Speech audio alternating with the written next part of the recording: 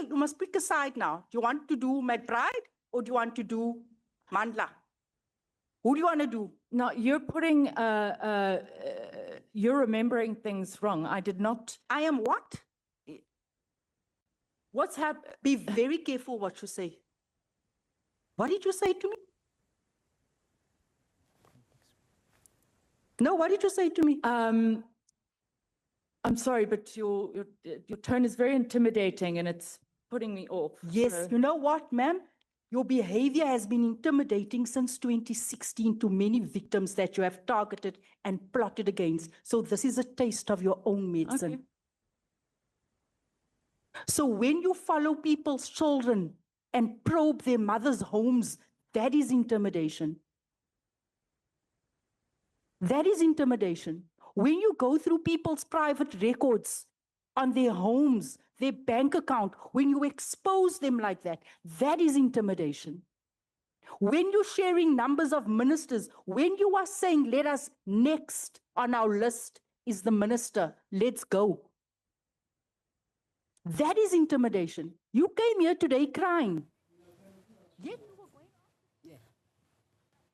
profusely. Fantastic.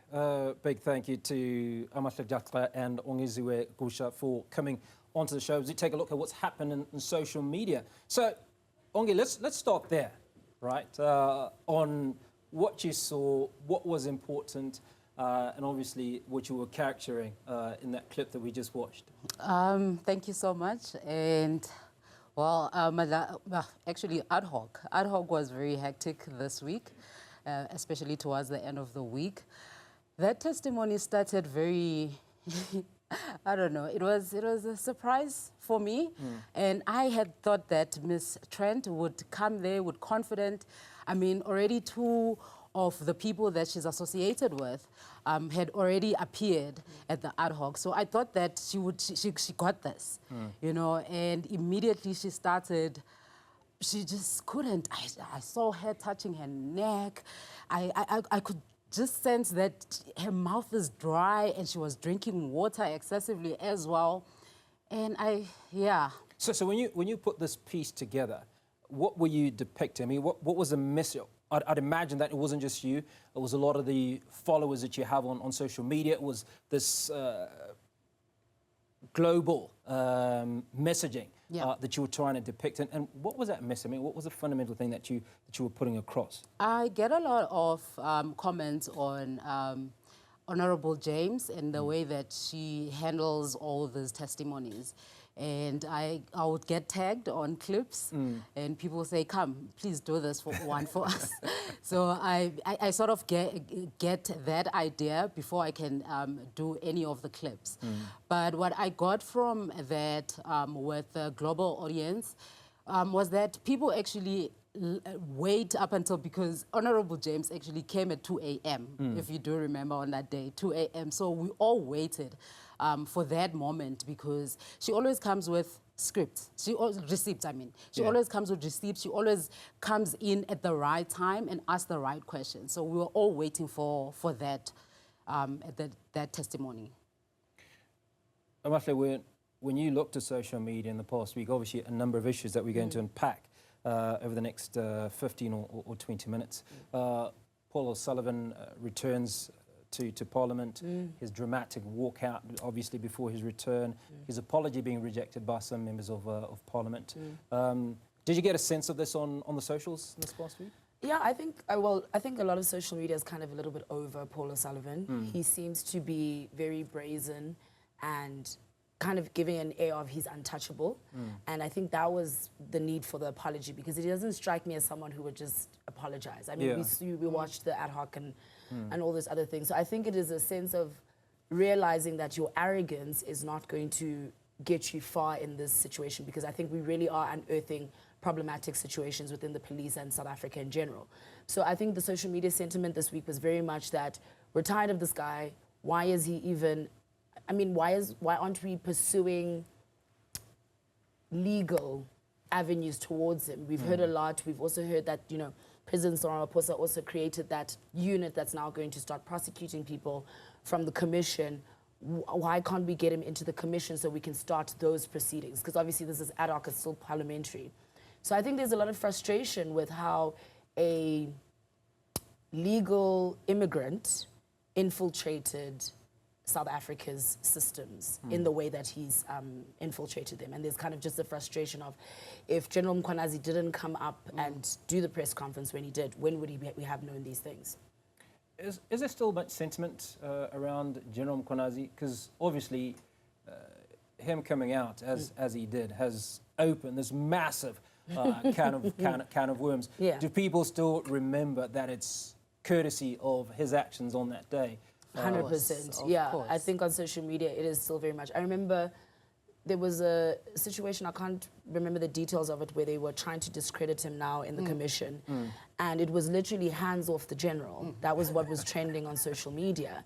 And then there was another video that popped up and he Is was, that a hashtag? Hands yeah, off yeah, the hands off. Well, not a hashtag, it's just like a saying, I Yeah. think. Yeah, yeah. Hands off the general. And then there was another video where he was briefing policemen in the KZN about all that they have to do to ensure the safety of South African citizens. And, you know, there was great applause and just like people just fascinated and so appreciative of him doing his work. Because one of his quotes was that when he was speaking to the policemen and he was briefing them, he said, "We cannot allow private security to take our jobs. We are responsible, excuse me, for the citizens of this country." So he's very much I think, a star still on social media. Yeah.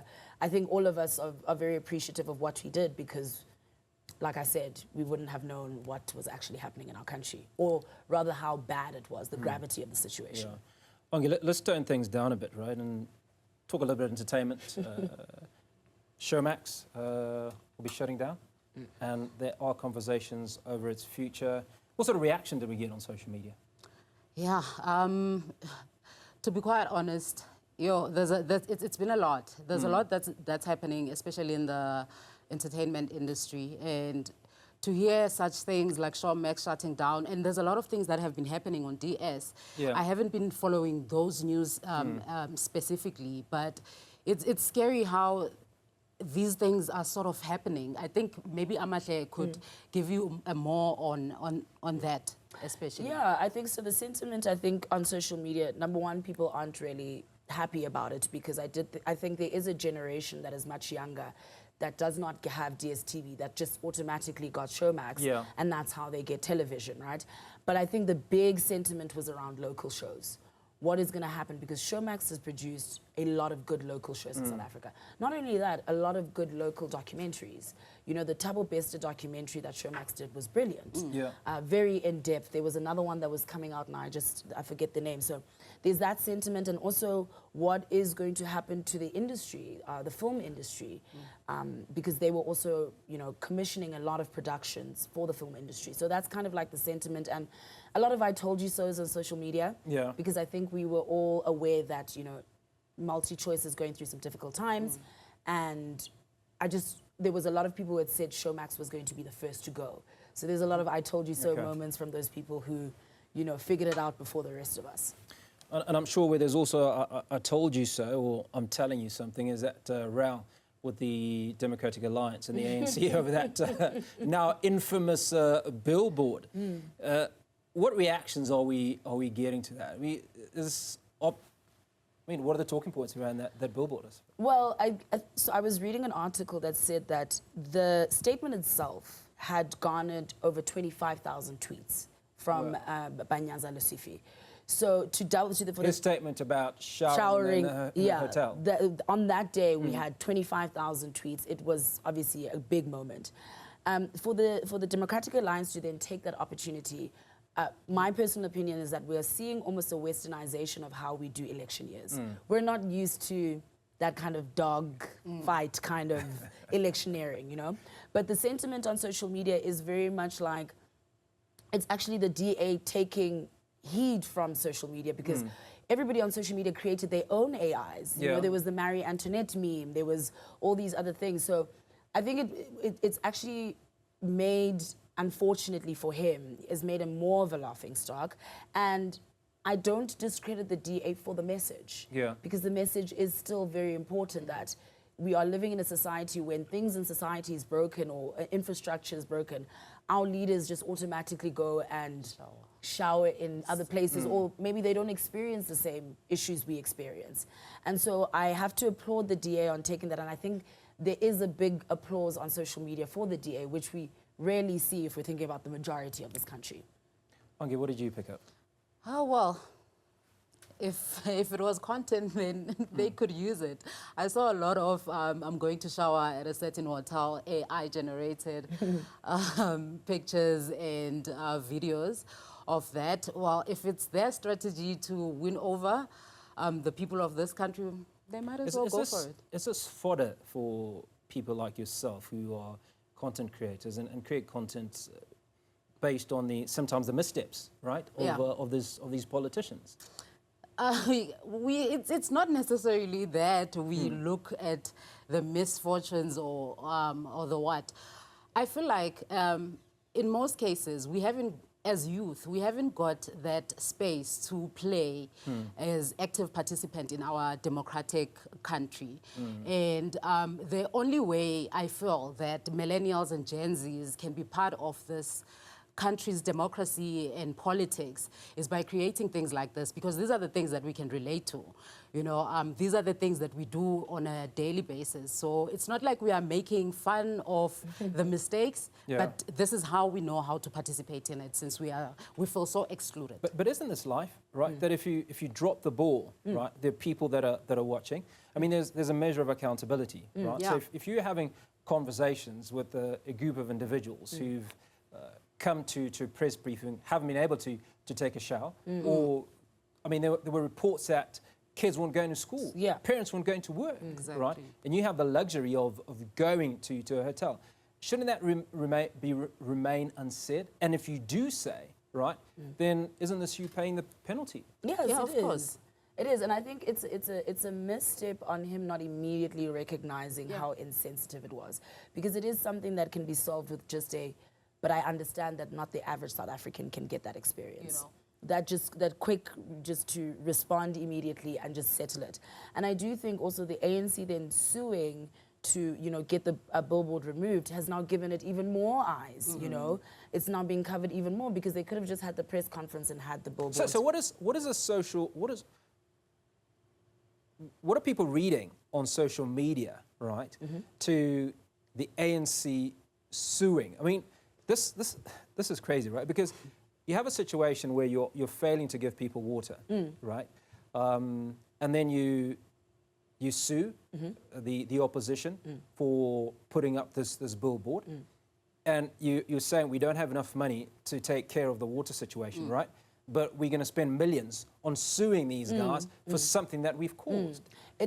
For me, it constantly illustrates the disconnect. And I won't even say, because we're speaking about a political party, I won't say you can't fix the water, because technically it's not the political party's fault if we were to look at it in that view. I would say you are struggling to pay your own workers. We've heard literally house workers in December holding press conferences saying they haven't received their wages. But you have enough money to sue in order to get a billboard. Is this content for you? Are we going to see something tomorrow? Yeah, of course. Right now I'm nodding. I'm just nodding. Yes. There's going to be content go with find this. that clip, you know? So that's for me where the tension is. And I think also what this whole conversation has done, especially for social media, is introduce this idea of what are we going to do about AI regulation in this country? Because only when it affects them do we have issues. You know, are we going to be maybe one of the first countries that's going to take a stab at figuring out how to regulate AI? Because it is very problematic. We are living in a world of not even misinformation anymore, of deliberate disinformation. Yeah. So maybe this is a signal to those in charge that maybe we need a little bit of digital regulation when it comes to AI. So you raise an important point around deep fakes, global misinformation, the issues around the United States, Israel, and Iran at the moment have solicited a huge amount of disinformation, fake information that's going on across the World Wide Web. What have you guys been able to pick up in the sort of reactions, and how much of it is taking presence on the socials? It's actually, AI has taken over, like Amahle just said.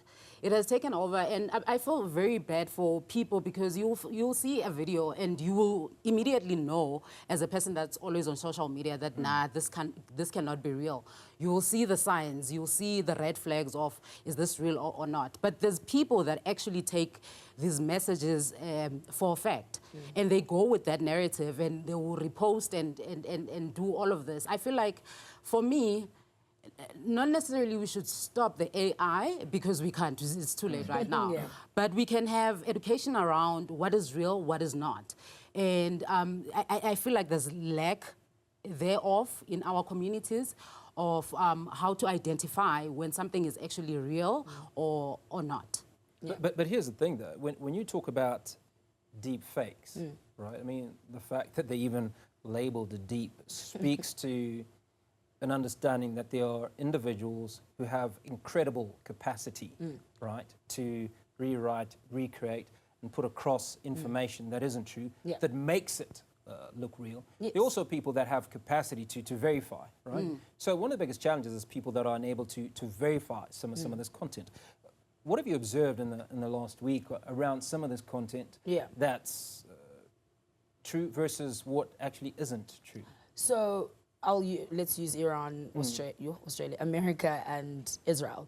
For example, the video that came out that illustrated the supreme leader of Iran's compound was not, the first ones that came out were not real. And then Iran also responded with a video, or there was a response on social media where they showed as if they had bombed an embassy. The onus of and this is why I always say traditional media is always going to be important. The onus of the consumer, until we figure out deepfakes and AIs, is to verify using traditional media. But it also illustrates the lack of media literacy we have as a globalized society. Because what's currently happening is that both sides, if you will, Israel and USA, Iran and Lebanon, are actively using propaganda. Because they too understand that this is also a public opinion war, more than it is a war about anything tangible, really. So when we're speaking about what to do in that sense, I urge people to continue to go verify things with traditional media. Because I was watching Al Jazeera this morning, and that's how I verified that video I'd been watching all week about the compound wasn't real. Wasn't real. Yeah. Ongi, I'm going to ask you to speak to something else because we've run short of time. This last week, unfortunately, saw the untimely passing of Ndate Musiwa Lekota. Just the sentiment on social media that you've been able to witness this last week. Yeah, it was very touching to see how everyone responded. We know the history. We sort of know the history of Lekota, and him moving from ANC to creating his own party. You would have felt maybe or thought that only COPE members would be touched about the situation, but it was touching to see also the ANC members and people and his work, the work that he has done. And it's unfortunate that sometimes we only know about the person's work after they had passed, you know. And there's things that I also watched and I was like, oh wow, he was actually doing that, he did that. So yeah, and condolences to the family, and it's a great loss for the country. He was such a great leader, he was a good man. Ongi and Amahle, thank you so much for coming onto the show, walking us through what's happened in the socials in the last week. Thank you so much. Thank you for having me. Look forward to seeing you again same time next week. And that's where we wrap up this conversation on the socials. In a moment,